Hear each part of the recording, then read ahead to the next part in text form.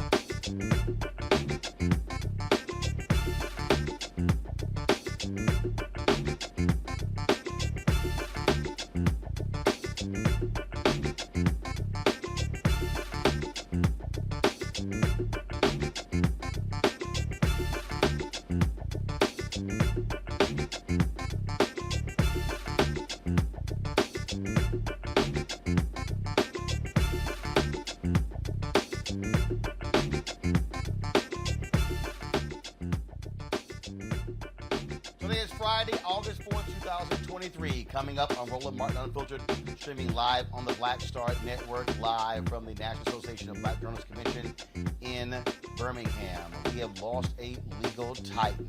Harvard professor Charles Ogletree, lawyer, professor, activist, passed away this morning. He had been battling early onset Alzheimer's the last several years. We will talk with students who he taught, as well as fellow lawyers, to talk about his impact on African Americans in this country. The Department of Justice, they are looking into a predominantly black Louisiana juvenile facility after multiple allegations of abuse.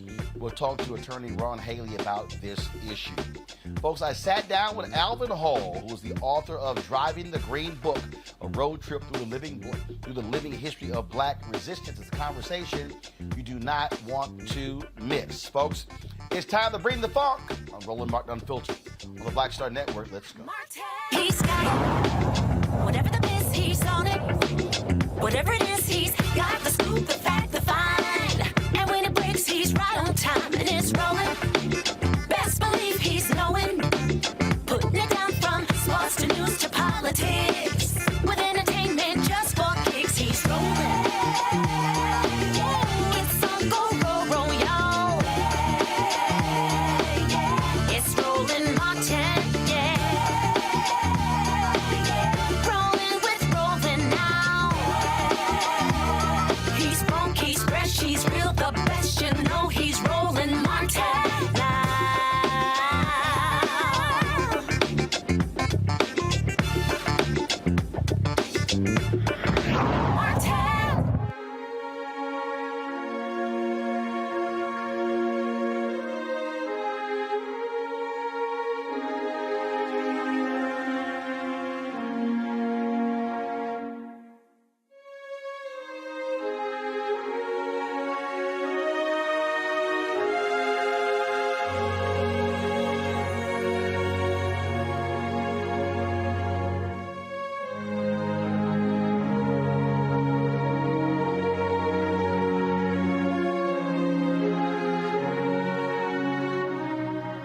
Folks, it is a sad day for those of us who knew Dr. Charles Ogletree, longtime Harvard law professor.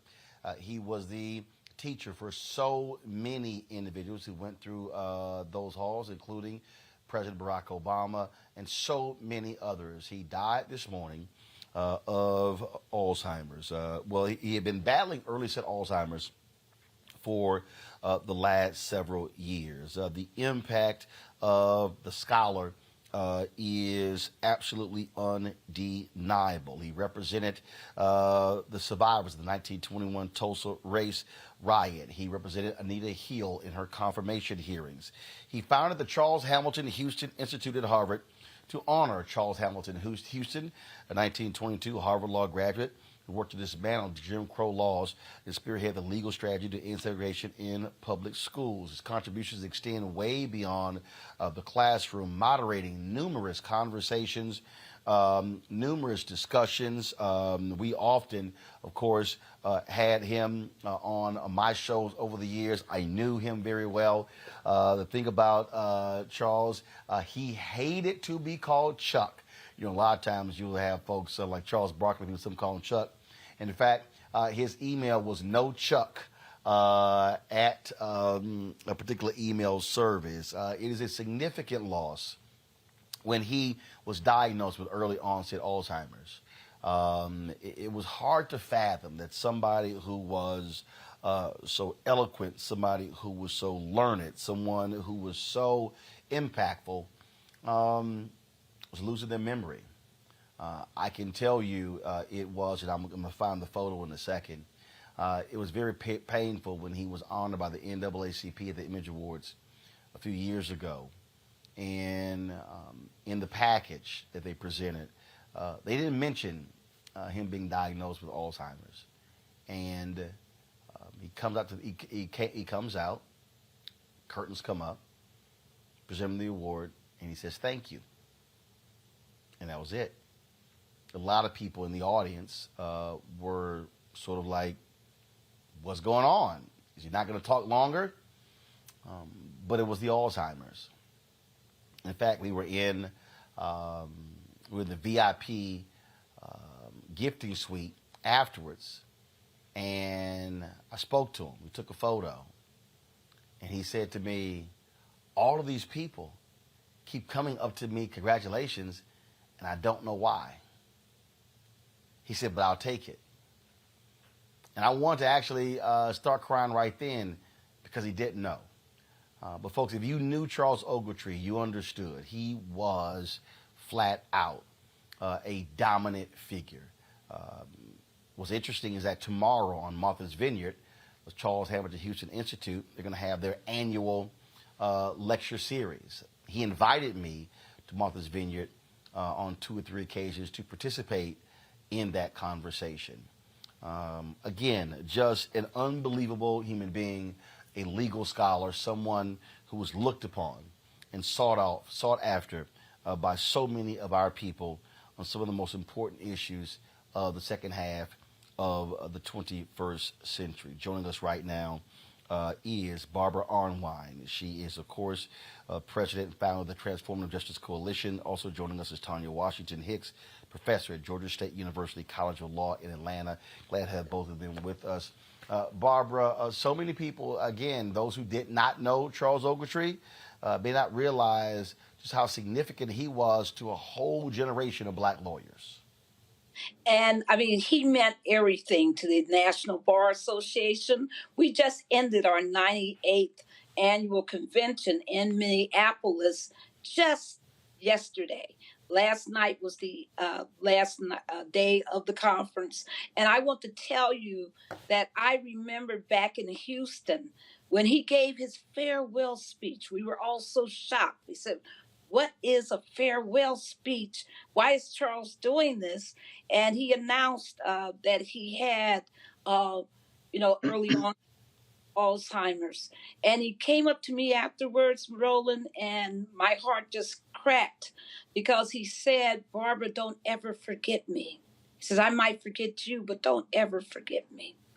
And I just want people to know that without Charles Ogletree, or Tree as we love to call him, there is no Me Too movement. There's no sexual harassment movement because his representation of Anita Hill and elevating that issue was his work. And he convinced her to really use that whole formation, that whole formulation of talking about sexual harassment. People don't understand that without Charles Ogletree, the entire modern, what we call criminal law movement criminal justice in the law movement would not exist. He formulated that. And people don't understand that, he loved to talk about education. His representation of the Tulsa massacre victims was incredible. I mean, he was par excellence, everything we want a black lawyer to be. And when he talks about Charles Hamilton Houston, he didn't talk about him, he walked in his footsteps. I will never forget this amazing man. His legacy lives on. The National Bar could not be what it is today without him. He helped shape a generations of powerful, amazing black lawyers who wanted to be just like him. Yeah. Tanya, he taught at Harvard, but his impact went beyond Harvard. He was sought after by so many people, whether they were other students, but also professors at other law schools. He was simply brilliant. He was a brilliant educator, a brilliant activist. He was generous. I had the opportunity to work closely with him during my time at Harvard Law School. And everyone from the facilities workers to people he saw on the street who asked him for help. He was a public servant and a leader servant. And for him to be able to span the years and also kind of the breadth of, those who are known and those who are not known, and be humble in all spaces and be respected in all spaces and be present in all spaces. I mean, I have a very heavy heart because I wanted to be the kind of professor that he is. He loved his students to understanding, as Maya Angelou talks about, and he told us, you have a responsibility to your people. You are not here for yourself or by yourself, and I expect you to do for your people what others have done to make it possible for you to be in these spaces. And I will miss him, but his legacy will live on in all the people that he served. Barbara, he availed himself to so many folks. We talk about a lot of those State of Black America discussions Tavis Smiley had, but there was, whether it was National Bar Association, Congressional Black Caucus Foundation, I mean, on and on and on. I mean, he was ubiquitous. He was all, I mean, if it was a black event, it's a good bet Charles Ogletree would be showing up. And he would be showing out because he would bring such brilliance to every discussion. And he had that broad range of vision. I mean, he wasn't just narrow-minded at all. I just recall some of the conversations that he had with Randall Robinson, who also, was recently departed. But he, was at that forefront of the reparations movement. He was, really out there. He helped so many of us to expand our thinking. And what he loved to tell me, when we would talk sometimes, he would just say, Barbara, remember, we came from the housing projects. He was very, very, that was part of his humility, is that he remembered, our origins, and he never wanted to get far away from the people from whom he came, and that he saw the brilliance of our future. He saw the bright lights of, these new legal minds, and he encouraged people so much. And there was no room he did not walk into that he didn't light up. He was amazing. We are so grateful, to his legacy, and we will carry forth in his name. You can imagine, Roland, all the events that are going to be held to pay tribute to his remarkable legacy, because he, I will never forget him strolling out on those PBS series, the ultimate, consummate, amazing host.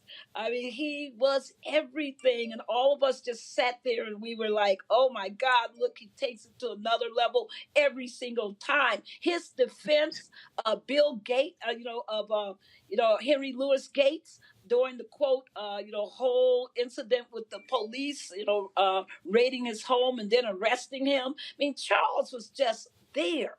He was there. He was always present. He didn't waste a minute of his time on this earth. And we're grateful to him, because none of us could have been who we are without Charles. Every single one of us, he rubbed off on us. He left an influence, attained deep into our souls, based on his inspiration. Love him, always, forever. Tanya, your final comments. I'm a leaf on his tree. He poured into others and instilled in us a sense of responsibility. And so, as Barbara said, his legacy will live on in the work that we do. And he laid the foundation for a bright future for Black people around the world. And it is now our job to pick up the mantle and continue on with the work. Barbara, Tanya, we both appreciate you sharing your thoughts regarding the passing of Charles Ogletree. Thanks a lot. Thank you. Thank you. Folks, when we come back, we'll hear from Congresswoman Terry Sewell. I caught up with her when I was hosting the CNBC town hall here, and she was absolutely just shocked and stunned to hear about her former professor becoming an ancestor today, the age, passed away this morning. Folks, you're watching Roland Martin Unfiltered on the Black Star Network. Hatred on the streets, a horrific scene, a white nationalist rally that descended into deadly violence. White people are losing their damn minds. As an angry pro-Trump mob storms the U.S. Capitol, We're about to see the rise of what I call white minority resistance.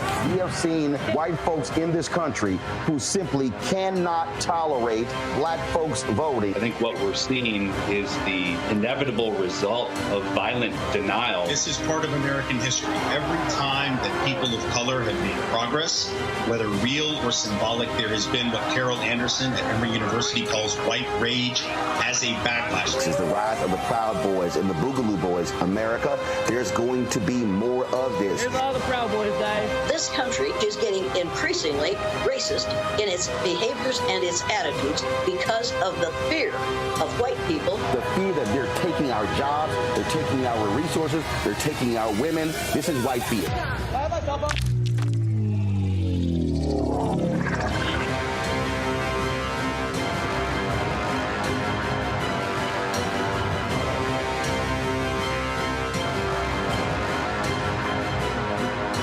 On the next Get Wealthy with me, Deborah Owens, America's Wealth Coach, the studies show that millennials and Gen Xers will be less well off than their parents.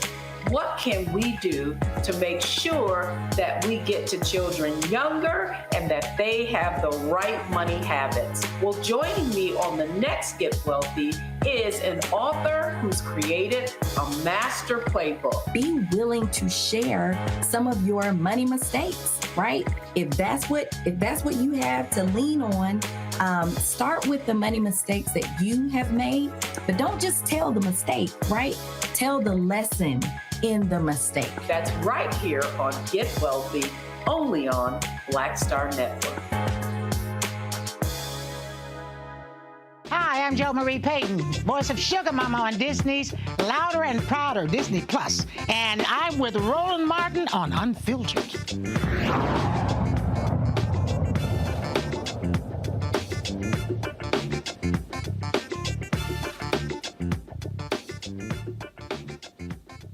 Folks, welcome back to Roland Martin Unfiltered on the Black Star Network. Congresswoman Terry Sewell of Alabama studied under Charles Ogletree at Harvard Law School, and I was moderating the town hall today at Congressional Black Caucus, with the Congressional Black Caucus Institute town hall taking place at the Birmingham Civil Rights Institute, and had an opportunity for her to share some words about her mentor, Charles Ogletree. So, Congresswoman, just your thoughts about the great No Chuck Ogletree. Yes. What can I say? He was, today we lost a legal giant, a giant among giants. This is a man who selflessly gave up his time and energy to all of us as law students. He made every one of us feel as if we were his best student. He supported us in our dreams and our aspirations, and he was always there to pick us up if we didn't meet those aspirations. From President Obama to myself, so many those of us who are in elected office wouldn't be where we are if it wasn't for the support and the encouragement of Charles Ogletree. I think he had the best email listserv. It was nochuck@AOL.com, and when he put it out on the circuit that someone he believed in was running for public office, the money started pouring in. That's who he was as a person. He was all about not just his own personal advancement, but the advancement of all of us, and he was relentless in his belief in Black excellence, and I am just forever indebted to him as my law professor, as my mentor, and as my friend. Charles Ogletree was 70 years old. I want to bring in my panel right now. Joining us on today's show, Matt Manning, civil rights attorney out of Corpus Christi. We also have Michael Imhotep, host of the African History Network show. Kelly Bethea, communications strategist. Glad to have all three of you here. Matt, I want to start with you. If you are a Black lawyer and you did not know who Charles Ogletree was, your Black card probably needs to be revoked. Yeah, you're not paying attention. And I'm so glad that you had the sisters on, especially the professor at Georgia State, because what I think, Professor Ogletree embodied, I never had the pleasure of meeting him, but is the responsibility that I have tried to explain that I feel as a Black lawyer. I think it's so important that we understand how important it is to work on behalf of the people. And I tell people, my law license is our law license. Now, obviously, I'm the one practicing, but there's a sense of responsibility. And when you look at somebody like Professor Ogletree, Charles Ogletree, you have not only a titan, but you have someone who never allowed his success to sever him from the people. And I think that's the important, thing to take from this, is that one, you can make such important inroads on behalf of your people with being the best at what you do. But beyond that, you can never forget for whom you do it. And that's the lesson that I learned by, just his legal titan nature, and just the fact that he pioneered so many things that, we're still talking about today, and particularly from the standpoint of where he did it, because I don't think that there is, we have to discuss basically the fact that it's not lost on us that he was teaching at Harvard, went to some of the best universities in the country, and was spearheading some of the most complex and interesting legal theories and legal philosophies from that perspective. So I just think it's important to, if you're a Black lawyer, to recognize not only the standard of excellence that he set, but the standard of responsibility that we all should aspire to uphold, because I think we're duty bound by virtue of our opportunity to make sure we foster betterment for our people. Absolutely. Michael, Matt said something, I think Barbara said the same thing in terms of how he availed himself to the public. And that's the thing. I mean, he would do Black-owned radio. He would be speaking to various groups. I mean, he was a lot of places. He was not just sitting here being in the rarefied air of the halls of Harvard. He was out there among the people engaged in many of the prominent issues of the day involving African Americans. Yeah, and not only that, but when he talked, you didn't have to consult a dictionary to understand what the hell he was saying either. Like some of these other, like some of these pseudo intellectuals you have out here. But I remember Charles Ogletree in different aspects, probably most prominently for his work dealing with suing on behalf of reparations, his work seeking to get reparations for the survivors of the Tulsa Race Massacre. He was in the 2008 documentary called Before They Die, which is about the Tulsa Race Massacre and fighting for justice for the survivors. He also was suing for trying to get reparations for slavery as well, outside of the Tulsa Race Massacre. He was an attorney for Tupac Shakur before Tupac was killed. He was also, now people remember him on the national stage as well. He was part of the legal team for Anita Hill during the Clarence Thomas confirmation hearings. So there's so many different aspects in which he was in the national spotlight. So this is a tremendous loss. You know, I didn't go to law school like my two colleagues here. I was supposed to go to law school, but ended up going to business school. But I was still very aware of Charles Ogletree. And we also know, you know, he was lost prematurely, but also Johnny Cochran, who also was trying to sue for reparations for African Americans. Johnny Cochran was the giant who was lost prematurely as well. So I think there's a lot can be learned from Charles Ogletree, and understanding, even though he was a law professor at Harvard, he was from the people and for the people, okay? And he also taught us to really understand the power of law, why it's important for us to understand law as well, not just history. So this is a tremendous loss. Kelly, 2016, he was diagnosed with early onset Alzheimer's, passes away just 7 years later. It was 2018 where it sparked a huge concern for many of us when he went for a walk and was missing. I remember probably shortly after he made the announcement, we were supposed to have him on Tom Jordan Morning Show.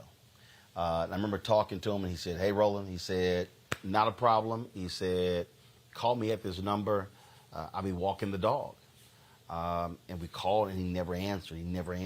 And that's when, you know, it was real. And to lose this unbelievable mind just 7 years after being diagnosed with early onset Alzheimer's just tells you how devastating this disease is. Yeah, Alzheimer's itself is just completely unforgiving. It does not see race, it doesn't see gender, it doesn't see brilliance. Emphasis on the brilliance that is Professor Ogletree here. I heard, everybody giving their tributes and whatnot, but what I didn't hear just yet is how he was might as well have been a DC native. He was Mr. Legal DC here in Washington, DC, and the DMV at large, right? He was on the Board of Trustees for UDC, University District of Columbia. For those who don't know, that is an HBCU. So while he was a professor at Harvard, he was still giving back to HBCUs, which just goes to show you just how much heart he had. Like everyone has said, he wasn't uppity and elitist with his education, with his brilliance, with his mind. He always gave back. He always paid it forward, and he always made a way to cultivate the next generation of minds, as we see with President Obama, or former President Obama, and former First Lady Michelle Obama, as we see with the legacy of Black attorneys who have come out of Harvard since his tenure there. So Alzheimer's doesn't see that. Alzheimer's doesn't care about that. And I think that's what makes this even more heartbreaking, the fact that he was relatively young upon his passing. And I've no doubt that if it wasn't for this disease, he would have so much more to give. Like everyone has said, it is a great loss, and he will be sorely missed. But the legacy that he has left behind in Black lawyers, such as myself, such as Matt, such as the legacy, because that's really what it is, a legacy of brilliance that he has left behind, he will live on. It's about this, but it's always about around this time, again, when they have their institute on Martha's Vineyard. He was there every single year. He had a home there. He was always there. And I'll tell you all this. I'll leave you with the story here. Charles loved to go striped bass fishing. When I was there, he would be telling me these stories about, Roland, he said, we can go striped bass fishing. And I was like, Charles, look, bro, I don't fish. Okay? I play golf. There was an annual golf tournament for Ken Williams, named for Ken Williams. And for folks who don't know, Ken Williams was the brother who worked at Polaroid, who actually was the founder of the Polaroid Revolutionary Workers organization. And they were the ones who first really launched the movement to withhold economic dollars because of apartheid. And so Charles and I, he loved golf too. We played in the golf tournament together. And he would talk about, how he loved Martha's Vineyard, and you could just be driving down the street and folk just be walking. It was like being back in the days in the country. You just give somebody a ride.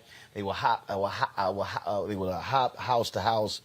But he was he loved fishing. And he would catch so much striped bass that he would just take fish and clean it and drop it off at other people's houses and give them fish. So I have so many memories of Charles Ogletree, interviewing him many times, seeing him, hugging him, embracing him, talking with him. Truly was indeed a brilliant scholar. Michelle Roberts, former executive director of the NBA Players Association, she was the one that sent me a text this afternoon when I was at the NABJ Hall of Fame luncheon, notifying me about him becoming an ancestor. And so it is certainly sad news. He will be greatly missed.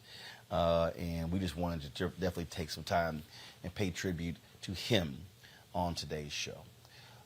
Folks, when we come back, we'll talk about what's happening with juveniles in Louisiana and how the Department of Justice is taking a look at the treatment of those juveniles at this facility that's got lots of criticism. You're watching Roland Martin Unfiltered on the Black Star Network. Back in a moment.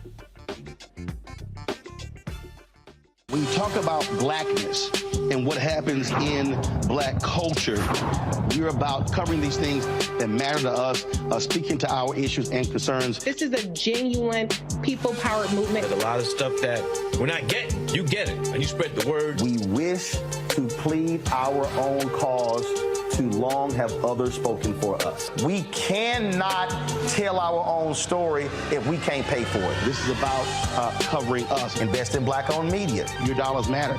We don't have to keep asking them to cover our stuff. So please support us in what we do, folks.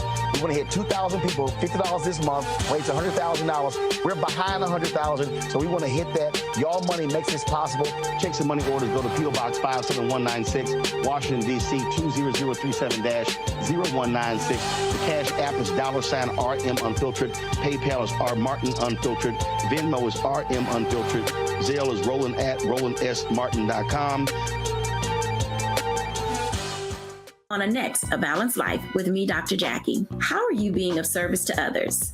Doing for someone beside yourself is such a big part of living a balanced life. We'll talk about what that means, the generation that missed that message, and the price that we're all paying as a result. So now all I see is mama getting up in the morning, going to work, maybe dropping me off at school, then coming back home at night. And then I really didn't have any type of time with the person that really was there to nurture me and prepare me and to show me what a life looked like and what service looked like. That's all on a next, A Balanced Life with me, Dr. Jackie, here at Black Star Network.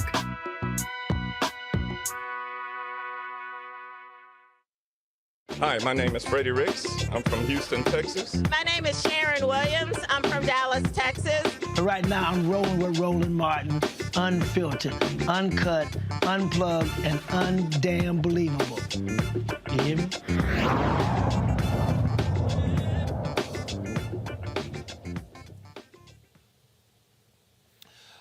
Folks, we told you before about this facility in Louisiana where juveniles are housed that has gotten tons and tons of complaints, including punishing children in solitary confinement, being placed in mandatory solitary confinement, also locking them in cells for 23 hours, only let out to shower in handcuffs and shackles. Well, the Department of Justice, they filed an interested party pleading. Ron Haley's an attorney who joins us from Baton Rouge. Ron, glad to have you on Roland Martin Unfiltered. So exactly what does that mean, this filing or designation of the Department of Justice? I think it's very important. It shows that the Department of Justice is taking a look at the atrocities that's happening to these kids. Roland, we talked about this almost a year ago to this date, and I hate to say that we told them so. We told them that children going to the Louisiana State Penitentiary would not work. And unfortunately for the kids that have been there, it has not worked, and they have suffered because of it. So, so what does this actually mean in terms of what they filed? Does it mean that the Department of Justice is going to come in and literally investigate this facility?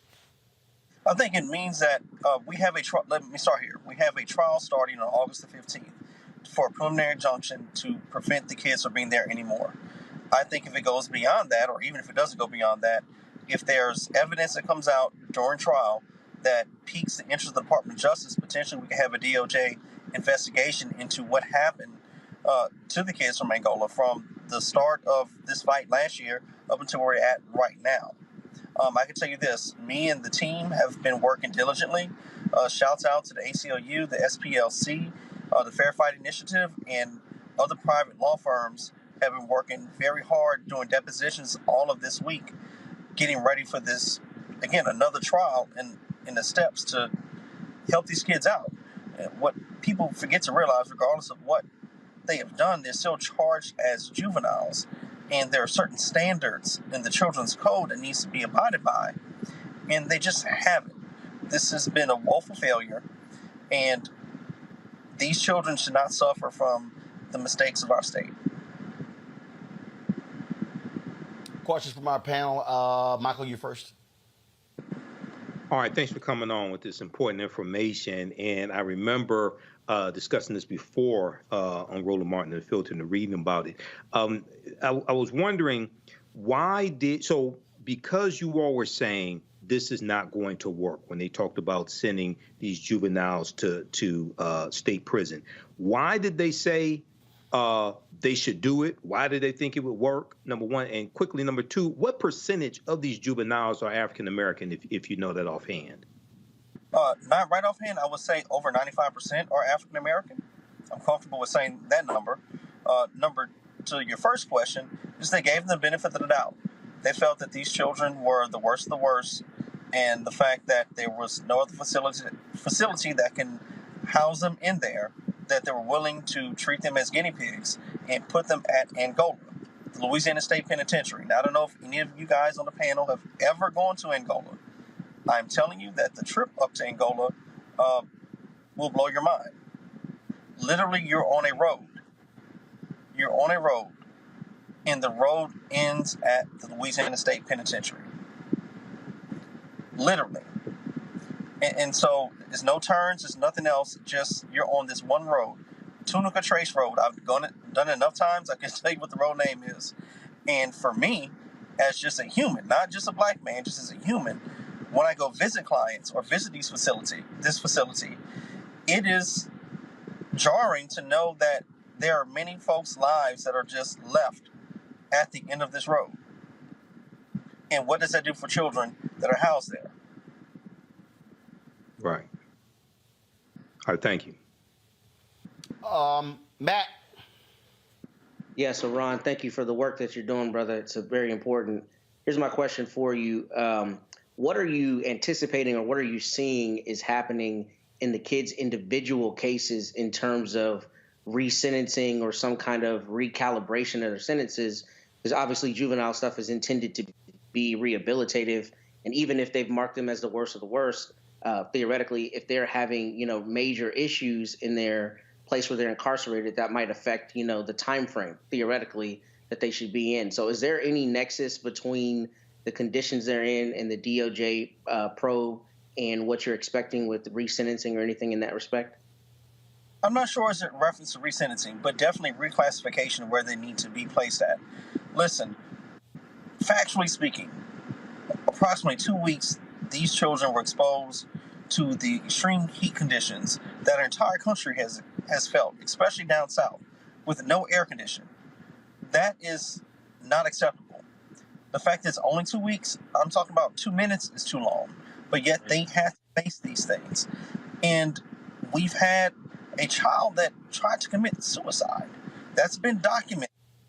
And these are things that we have argued a year ago when I was on with some of you great panelists and with Roland, that we said, listen, this plan is not going to work. That the way it looks, the black and white letter of the pieces of paper and the policies and the programs that they said that this was going to be something that's temporary. Remember that by the springtime, we would not need this facility. Yet we're in the heat of the summer a year later, and the facility is still open and it's failing.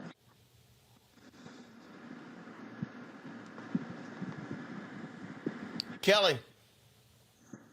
Yes, thank you. So I understand that you're not a politician by any means, but I still feel like it needs to be said or noted that the governor of Louisiana, or at least the governor who announced these plans, is a Democratic governor. He's not part of the Republican Party. He is a Democrat. And that none of the youth have been charged with crimes, according to what I am seeing in this article that was sent to me regarding this issue. Can you speak to how your clients are faring now, what they need, and anything that the public can do to help support you in this endeavor? Keep your voices loud, advocacy, and what they need is humane conditions. Basic humane conditions. That's what they need.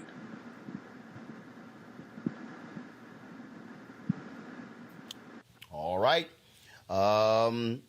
Look, keep us abreast of what's happening there, and hopefully the Department of Justice will be able to get some justice for these young folks there in Louisiana. Ron, thanks a lot. And we hope that we're successful in this trial within the next 2 weeks, that these kids are removed after that. All right. We surely appreciate it. Thank you so very much.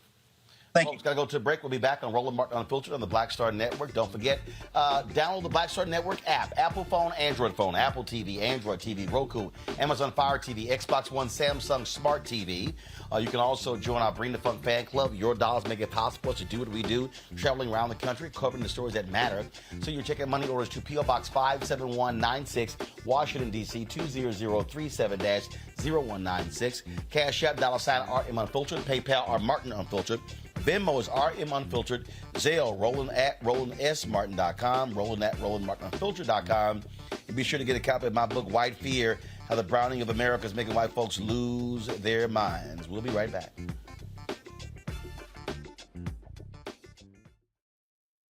Up next on The Frequency with me, Dee Barnes. The poetess, Felicia Morris, is in the house. She's an MC, a recording artist, a hip-hop historian, broadcast journalist, and an entrepreneur. The advantages was I got to do an album and hear my music on the radio and travel around the country with a major label. I was label mates with Tupac and Marky Mark and the Funky Bunch. Welcome, The Poetess, right here on The Frequency and the Black Star Network. On the next Get Wealthy with me, Deborah Owens, America's Wealth Coach, the studies show that millennials and Gen Xers will be less well off than their parents. What can we do to make sure that we get to children younger and that they have the right money habits? Well, joining me on the next Get Wealthy is an author who's created a master playbook. Be willing to share some of your money mistakes, right? If that's what you have to lean on, start with the money mistakes that you have made, but don't just tell the mistake, right? Tell the lesson in the mistake. That's right here on Get Wealthy, only on Black Star Network. My name is Lena Charles, and I'm from Opelousas, Louisiana. Yes, that is Zydeco capital of the world. My name is Margaret Chappelle. I'm from Dallas, Texas, representing the Urban Trivia Game. It's me, Sherry Shepard, and you know what you watch. Roland Martin on Unfiltered.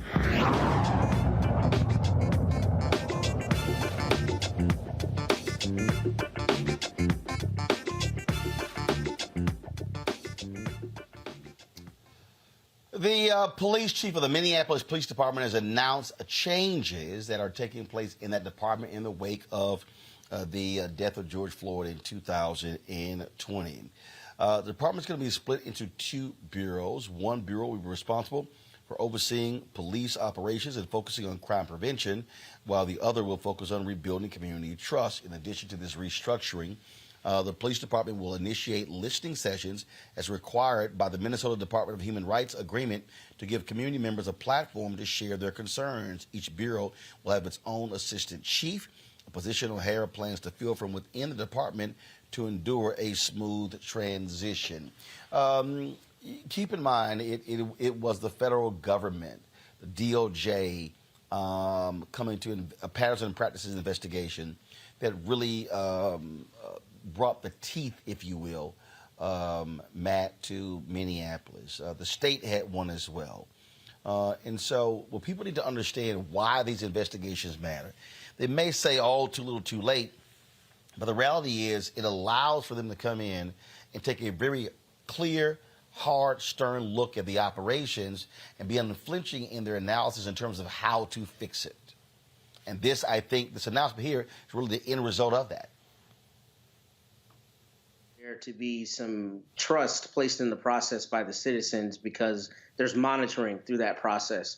What I thought was actually surprising about this, though, is that Minneapolis is a large enough city that I would anticipate they would already have such bureaus. So that was kind of surprising to me that they don't already have an assistant chief kind of layer. I mean, even where I live, which is a fraction of the size of that city, has multiple assistant chiefs.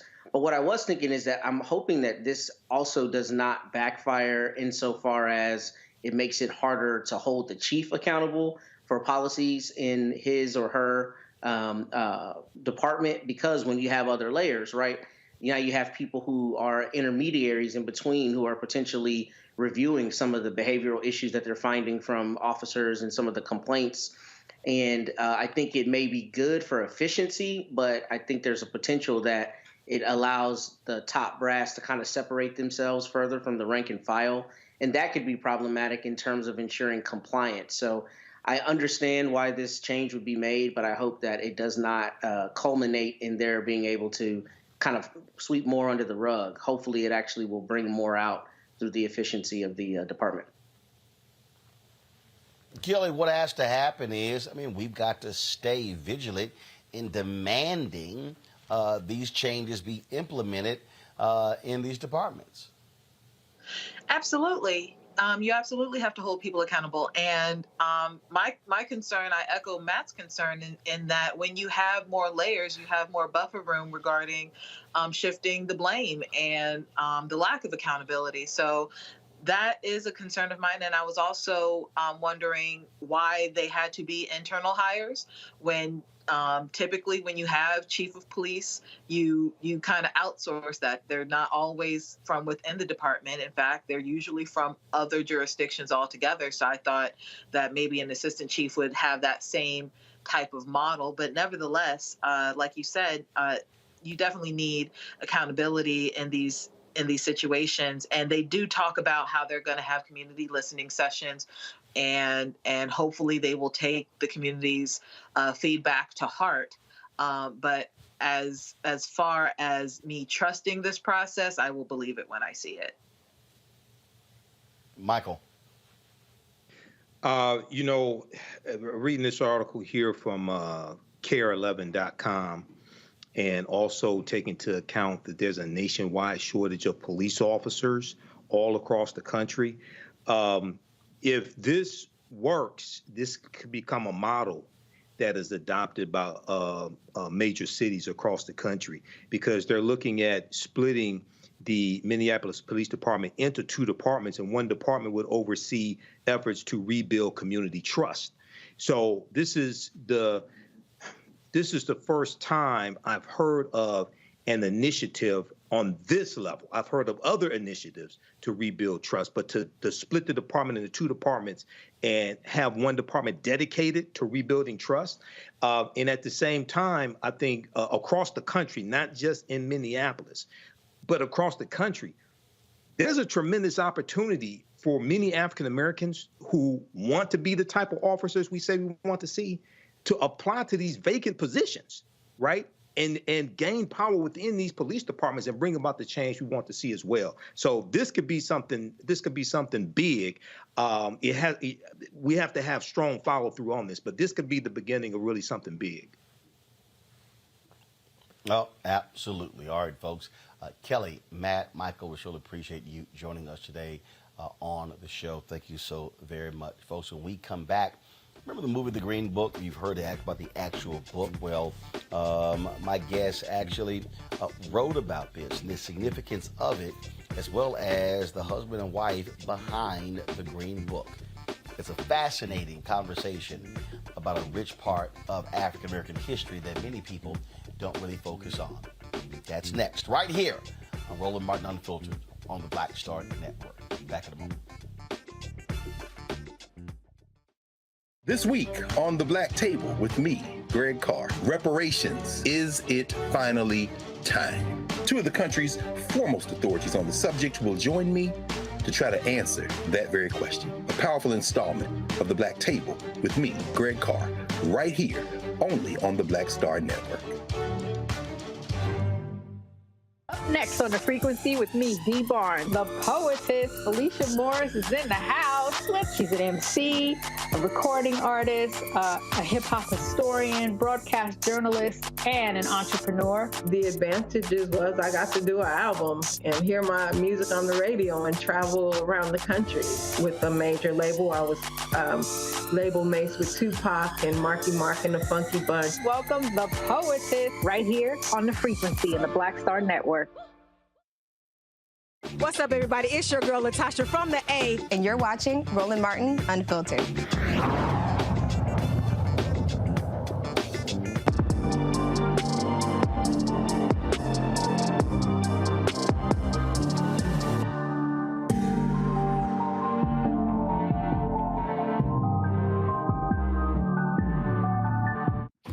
Alvin, glad to have you here. Right off, your book is not the movie. No, it's not at all. In fact, my book is a curious reaction to the movie a little bit. I happen to have been at an Academy Award screening for the movie, and the person who interviewed Mahershala Ali, Viggo Mortensen, and Peter Farrelly after the screening asked them, had they heard of the Green Book before doing the movie? And they all said no. And I thought, a reason to do a book. Well, I think what that also speaks to is just how so much a part of this country, the reality of what it means to be Black in this country, is completely unknown, not just by white folks, but even by a lot of Black folks. Indeed. Dr. Evelyn Nettles at Tennessee State University, when I interviewed her, she said, I didn't even know about the Green Book until I saw the movie. And I'm an educated Black woman. And I felt the same way because I found out about the Green Book when I was on a flight from New York to London and was reading a magazine. And that was the first reference I ever came across. Well, on that point, that's one of the things that I often say is that as African Americans, we cannot leave our history, our story up to white educators to teach. Because again, if you want to understand, and I always say this, if you want to understand America today, you have to understand how we got to this point and why you still see what we actually see. And I think one of the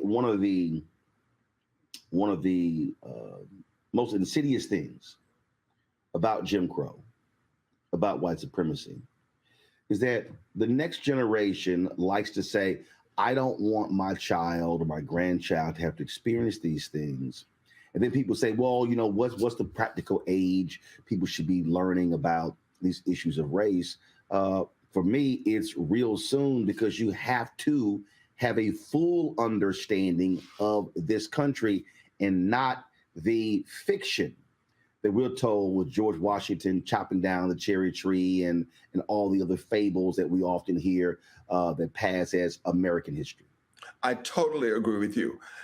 Roland, when I did the first manifestation of Driving the Green Book, it was as a 10-part podcast series. And one of the things I wanted to do was to have that be from a Black perspective. So I took with me on that journey from Detroit to New Orleans 2 Black people. My friend Janae Woods Weber, who had been raised in a white town in Massachusetts. She's biracial. And Oluwakemi Aladesuyi, who was born in London, raised in Nigeria, and immigrated to America. Both of those people had what they referred to as a bullet points understanding of African American history. So that road trip opened up their minds. Then when I did the book, I added more information, more context to what we learned during the road trip, more personal stories that we were not able to use, so that people could start connecting the many dots associated with the complexity of Black history, Black resistance, and Black survival in the United States. When we did the podcast, and so then you say, you know what, let's actually turn this into a book. What was the reaction from others? Because I mean, I take it you probably had a lot of people who were like yourself after reading the magazine, like the professor from Tennessee State that went, mm-hmm. Oh my goodness, really? Mm-hmm.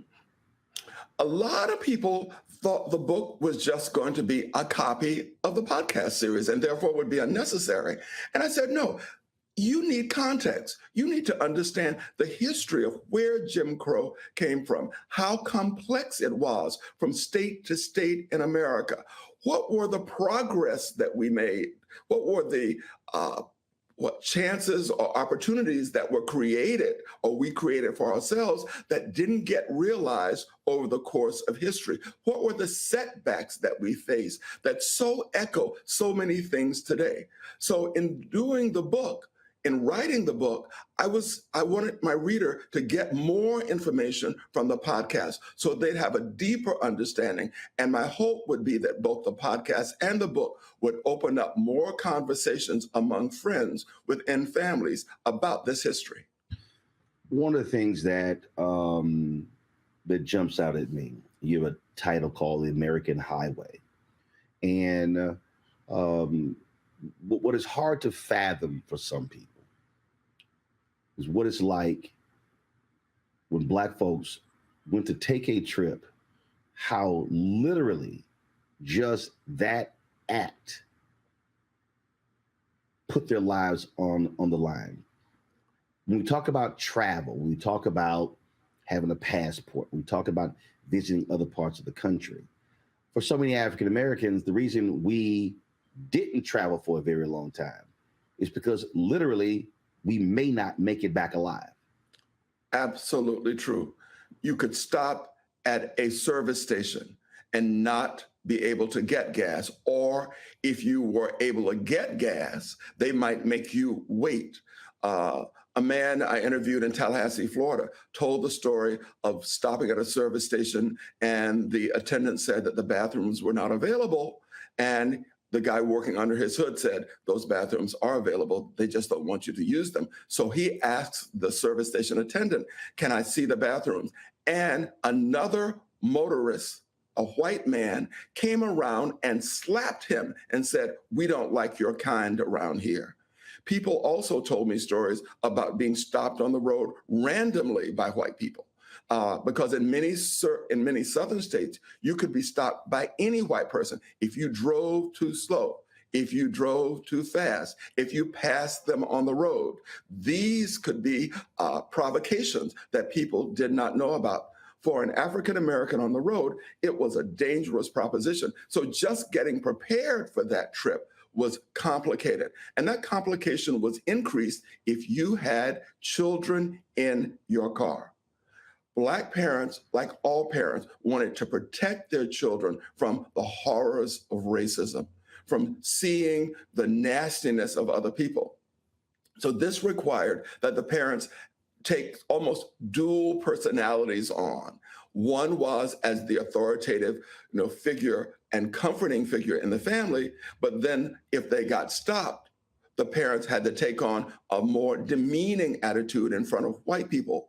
Brian Stevenson of the Equal Justice Initiative talks about this in the book, how his grandfather would become this other person in the presence of white people. And it was years later that he came to understand this was his grandfather's way of trying to protect him because he wanted his son to grow up to adulthood.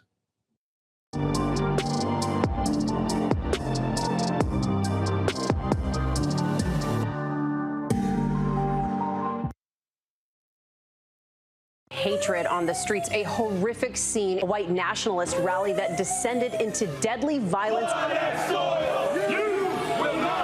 White people are losing their damn minds. As an angry pro-Trump mob storms the U.S. Capitol, we've seen shooting. We're about to see the rise of what I call white minority resistance. We have seen white folks in this country who simply cannot tolerate black folks voting. I think what we're seeing is the inevitable result of violent denial. This is part of American history. Every time that people of color have made progress, whether real or symbolic, there has been what Carol Anderson at Emory University calls white rage as a backlash. This is the rise of the Proud Boys and the Boogaloo Boys. America, there's going to be more of this. Here's all the Proud Boys, Dave. This country is getting increasingly racist in its behaviors and its attitudes because of the fear of white people. The fear that they're taking our jobs, they're taking our resources, they're taking our women. This is white fear.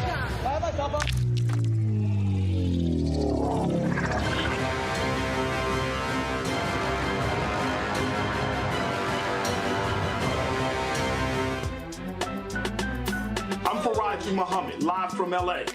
And this is The Culture. The Culture is a two-way conversation. You and me. We talk about the stories, politics, the good, the bad, and the downright ugly. So join our community every day at 3 p.m. Eastern and let your voice be heard. Hey, we're all in this together. So let's talk about it and see what kind of trouble we can get into. It's The Culture. Weekdays at 3, only on the Black Star Network. What's up, everybody? It's your girl, Latasha from the A. And you're watching Roland Martin Unfiltered.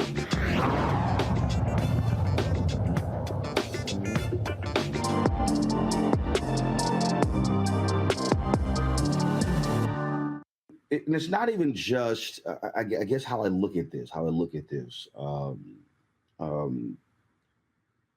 When I think about brothers and sisters who lived in many of these major areas, why there was such fear in leaving their homes is because they really lived in, I think about today, we talk about safe spaces. Well, they truly lived in safe spaces. They knew if I stay in this neighborhood, not just even if I stay in this city, but if I stay in this neighborhood, I am protected. So leaving the neighborhood became unsafe. Leaving the state became unsafe. Leaving the region became unsafe. And you're then introduced to a variety of things that are completely out of your control. And I can only imagine what the stress levels were to be Black on a long drive from Detroit to Miami or Chicago to Mississippi, or from Gary, Indiana to Arkansas. And literally from the moment you leave the driveway to the moment you pull in, you are in a constant state of fear. Absolutely. Mervyn Obispan, who worked at the main newspaper in Louisville. Oh, I know Merv very well as a personal friend. Yep, and I interviewed him, and he said, you were tired before you ever left because of the fear. And by the time you got there, you were even more tired. And even though you had a good time when you were there, wherever you arrived, but you knew you had to drive back. And so by the time you got on the road again, you were tired just thinking about it. So there was that fear, that exhaustion that was always present. And then there was the complexity of how are you going to deal with the situations if they occur? What do you put in place? So people would tell their children, if we're stopped by a white person, don't look at them. If this happens, don't do that. Don't talk too loudly. And don't look at other cars when we drive past, because that might provoke somebody. All of these little things that Black people had to worry about. It's amazing that people were willing to travel. And it shows how optimistic and determined we were to see America during that period of time of Jim Crow and segregation. But it all was not. It all was not for Black folks terror. No.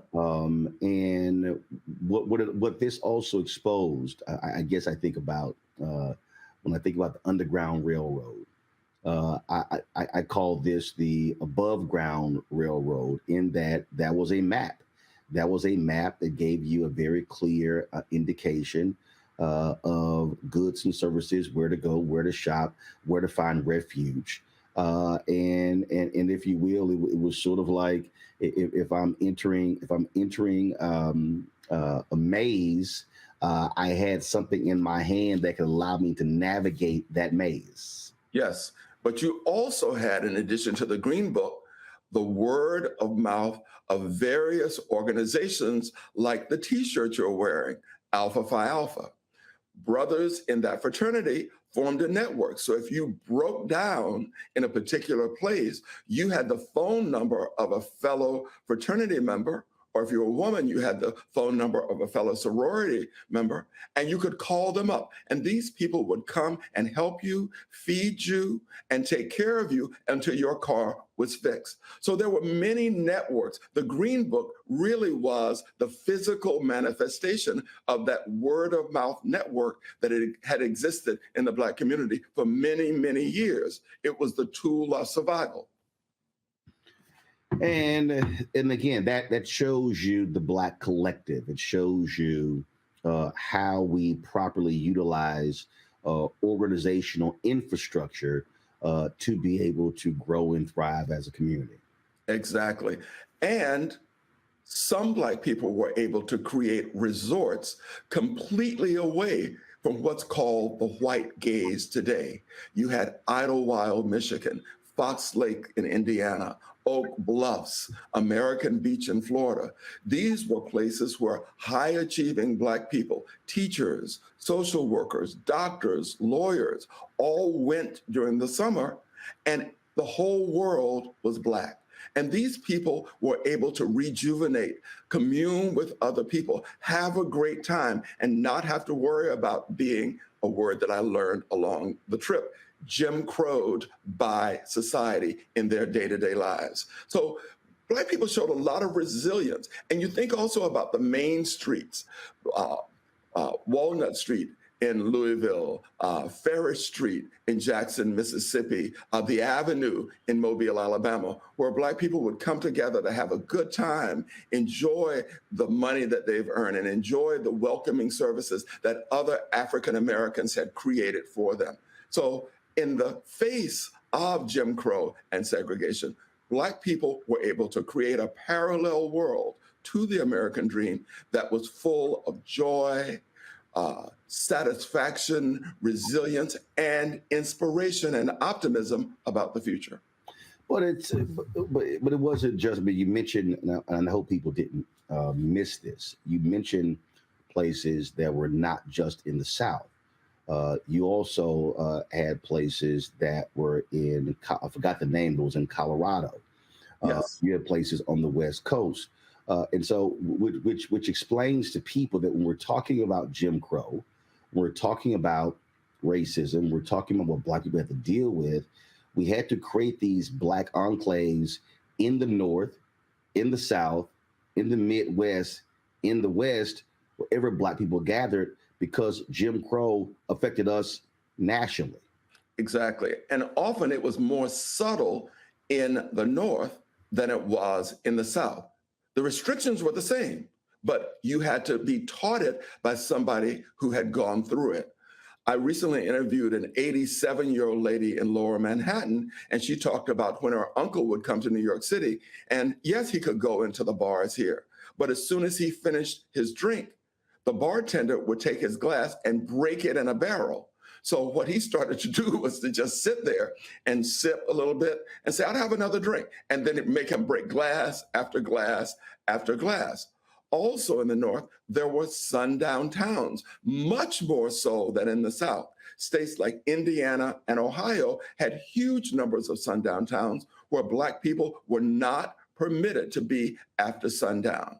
If you ended up in one of those towns, you could be harassed, you could be put in jail, you could be beat up. One guy told us a story that his father told him about a man who was tarred and feathered because he was in a sundown town. So the North was equally complex, but Black people, again, were resilient. They decided that, yes, we have these dangers, but we will create pathways around this and create places, safe spaces, as you said, where we can enjoy each other and enjoy community and thrive. Take folks through just literally the variety of businesses that were provided to folks in terms of, it's sort of, in terms of what this roadmap looked like. You talked about the resorts. But again, when we talk about travel, I mean, you're talking about everything. You're talking about gas. You're talking about where to eat. You're talking about where to nap. You're talking about where to buy mementos. You're talking about libraries. I mean, you literally are talking about everything that people do when they're on the road, and literally all of that had to be pieced together. So first off, when did this just first begin to get assembled? You said word of mouth, But when did it become an actual product, something that was actually placed in someone's hand? So how did that actually develop? Victor Hugo Green, who created the Green Book, it's named after him, was a postman in Hackensack, New Jersey. And he and his wife, Alma, would take trips to visit her relatives in Richmond, Virginia. And during those trips, he would encounter what he called aggravations and embarrassments. And his other friends who lived in Harlem also had these experiences when they tried to travel. So in 1936, Victor Hugo Green published the first Negro Motorist Green Book. And it covered primarily New York, New Jersey, Connecticut, and a little bit of New England. There were other publications out there, like Go was one. One was actually published by the US government, and there was also one published in Chicago. But the Green Book is the one that lasted the longest.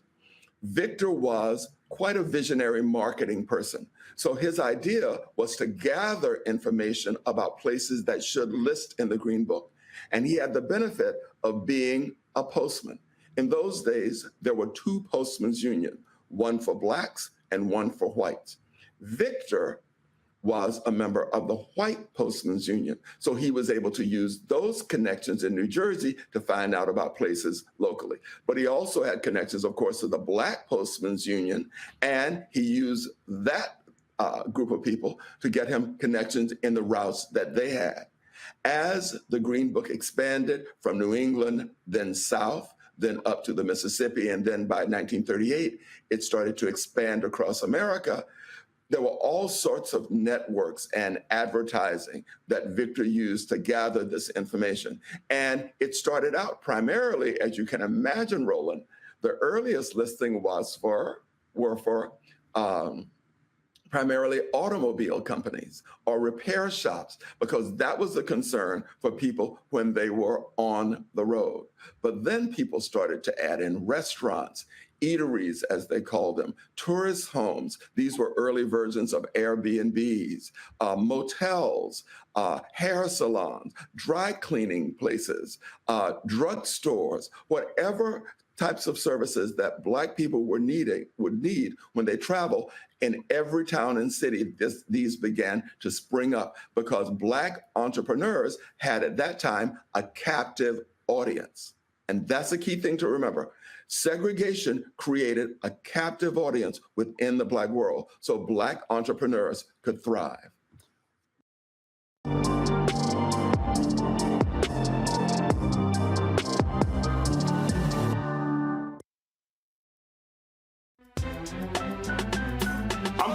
Muhammad, live from LA.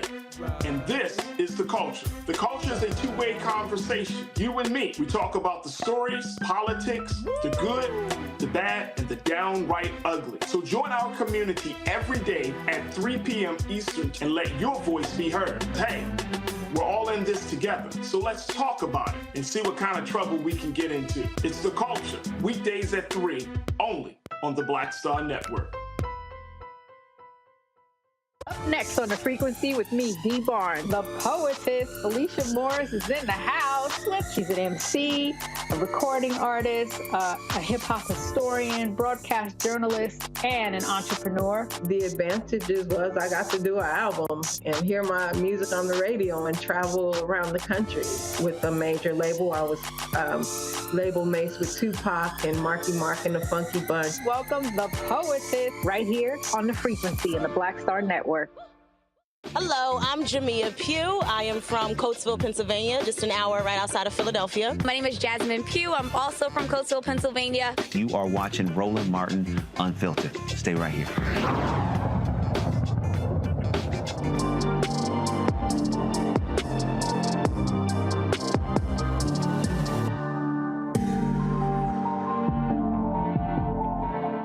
Green Book actually green?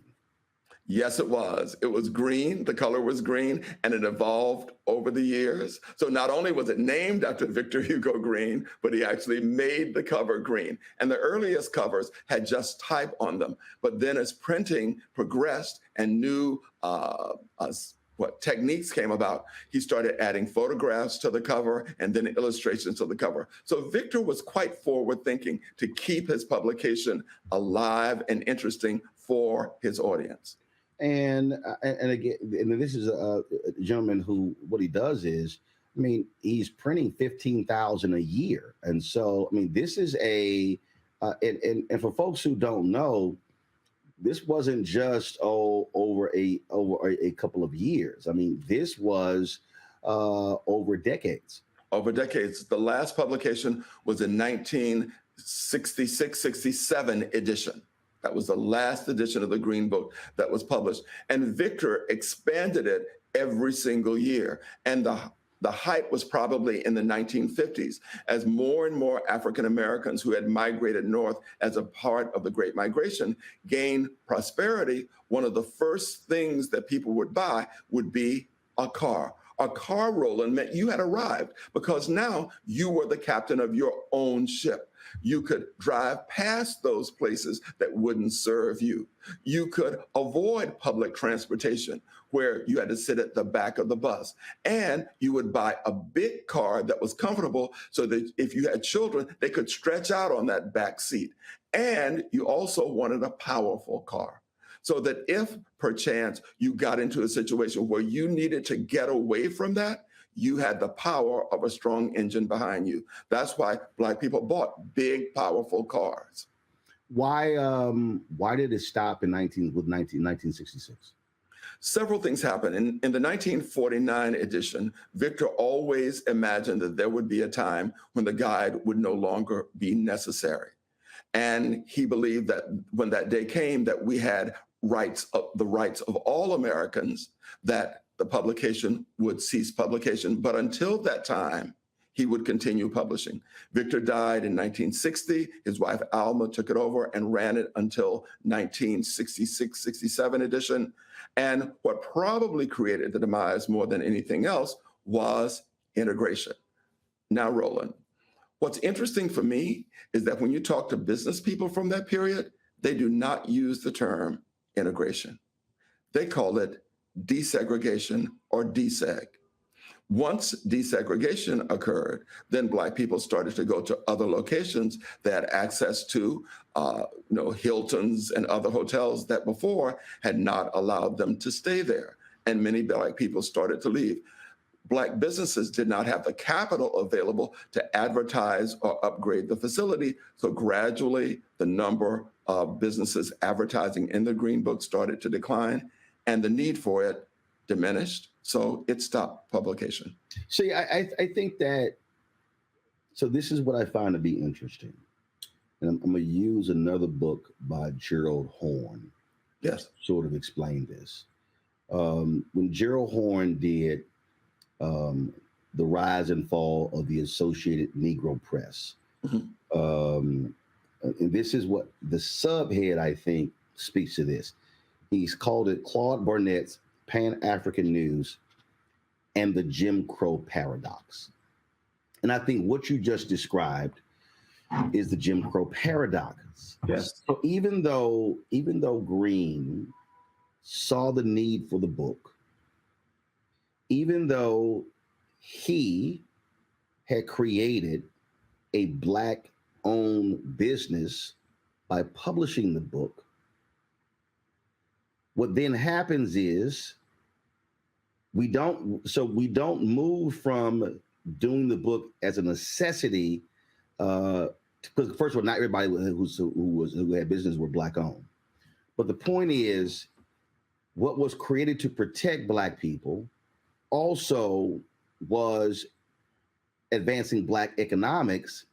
And then with the Civil Rights Act of 1964, the Voting Rights Act of 1965, and then later, of course, the Fair Housing Act of 1968, into, again, integration or desegregation.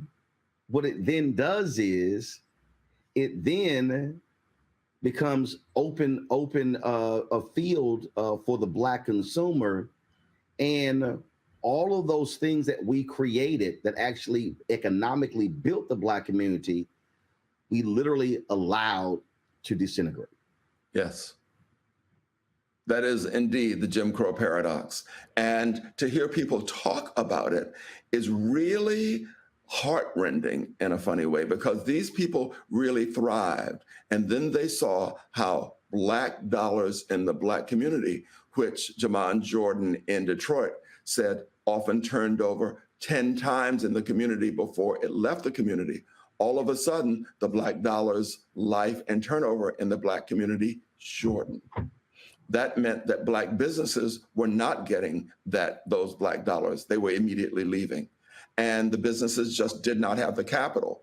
And one of the leftover aspects of this is that banks and other sources of finances still were not available to Black businesses as soon as the acts you cited were signed. Practices within the financial community remained conservative and not very welcoming. So the businesses still were unable to get the financing that they need, even if they had the imagination and the drive. It was still not there. Are there? So let's say when you begin to when you begin to do this drive, are there institutions that are still around that were in the Green Book? Yes, there are some. In Birmingham, Alabama, there's the A.G. Gaston Motel, which was the premier hotel for African Americans traveling in the 50s in America. It is being restored by the city and looks sensational. It was also where the War Room was located and where Martin Luther King, Reverend Fred Shuttlesworth, and others involved in the local civil rights movement planned their campaigns down there.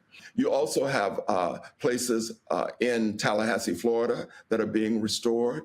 For example, Tukes, which was one of the tourist homes, also is being restored, and they're trying to get national designation for this. Of course, there is the Lorraine Motel, and the Lorraine Motel was legendary in the Green Book. It's where Martin Luther King stayed, but also a lot of the Stax musicians and people traveling during the Chitlin circuit, they stayed there. So all across America, there's a small movement going on right now among local people to save at least some of the locations. And it was from Jesse Turner Jr. in Memphis, whose father helped save the Lorraine Motel, that he said something that was really profound. He said, "We have the will to save these places. What we need is the capital, because with the capital, we can keep more of this Black history alive and in the eyesight of the cities and town where they exist."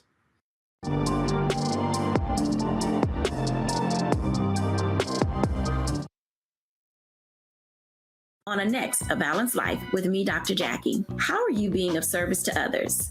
Doing for someone beside yourself is such a big part of living a balanced life. We'll talk about what that means, the generation that missed that message, and the price that we're all paying as a result. Well, now all I see is mama getting up in the morning, going to work, maybe dropping me off at school, then coming back home at night. And then I really didn't have any type of time with the person that really was there to nurture me and prepare me and to show me what a life looked like and what service looked like. That's all on the next A Balanced Life with me, Dr. Jackie, here at Black Star Network.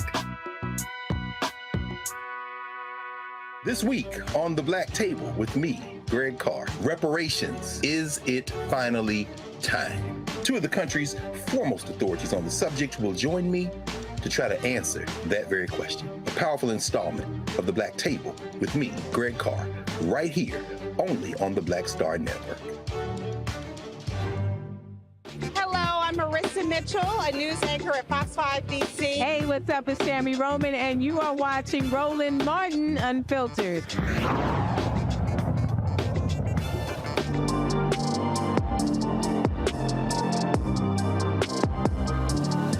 For me, it goes beyond saving the history.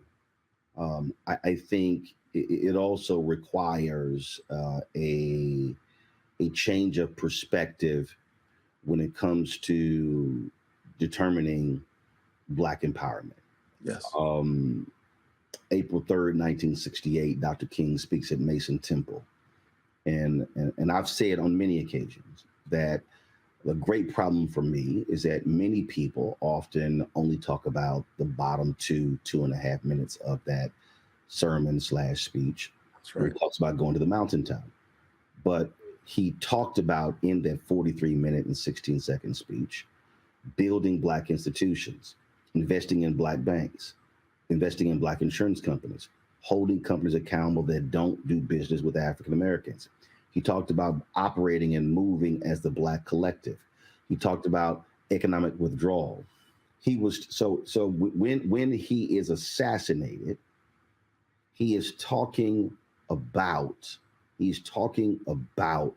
how to sustain and maintain, and he says a Black economic base. And so it's curious. So I find it curious that he's killed in 68. Yet the book stopped being published last year was 1966. And the reason I find that to be interesting because it was the late Congressman John Lewis, who said that the civil rights movement that we know it actually ended with the passage of the Voting Rights Act of 1965. And so even though you still had those 3 years from 65 to 68, King gets killed. Because I often use the assassination of MLK as the marker that is the end of the Black freedom movement, the civil rights movement. Yeah, that makes sense. But that to me, I think it has to be the state of mind. Let's not save these institutions for the point of history. Let's do what they actually did. Save them to recreate a Black economic base. I agree with you. And I think a lot of young people now are being inspired by the Green Book to do exactly that. In town after town and city after city, young people are seeing the Green Book as a way of marketing Black businesses, bringing more economic power to Black businesses by reminding Black people and Black travelers, you should shop at these places. You should patronize these businesses, restaurants, card shops. Yeah, like you literally have the Green Book 2.0. I mean, we featured numerous entrepreneurs who have created apps that when you go to places, you can literally put, and they've already begun cataloging, Black restaurants, Black places to shop, bed and breakfasts, I mean, all these. And so we've had them on. So their deal is, and it's very interesting. And again, their deal is like, hey, when you go to a city, if you're looking to patronize these establishments, they're creating the apps. And so really what you have seen is this resurgence with technology of really what Green and his wife did. It's now with technology. It's now a new day, if you will, for exactly what they did. Exactly, and if you think about it, it makes sense because it started out as word of mouth. Then Victor and several other companies were able to put it in print form. The print form died, but the word of mouth continued at that point. Now, with various apps, you're able to share that on the internet, and you can have more access and update it more quickly. The Green Book only came out in April or May once a year, but now this information can be updated much more quickly and give people the power to patronize Black business and build Black empowerment. One of the things I like about many of the young entrepreneurs is that they are also about social justice and social activity. So they see their work as a part of a bigger fabric. So this is a new type of civil rights movement, if you will, a new type of economic empowerment that is coming up, and an interesting growth out of Martin Luther King's speech. And so, but what's also interesting, to your point, what the Black businesses faced in the late 1960s while they could not compete, they did not have access to capital to market. And what we're finding today is the exact same thing. But this is what I then say to African Americans. When African Americans are patronizing those places, that is providing the capital for those places to be able to sustain themselves and to grow. So what we cannot do is we cannot say, oh, we need Black-owned businesses, we need Black dry cleaners, we need Black this, Black that. But if you then don't actually shop there, thank you, then it can't happen. That's right. And so that's having a conscious state of mind. I always ask book authors this question, and I phrase it as the wow moment. I ask every author this. That is when they're doing their research. What was that moment? Sometimes there are multiple moments where they're doing their research and they go, wow, I didn't know that, or that is crazy. So Alvin, what is your wow moment as you were researching and writing this book? There were two.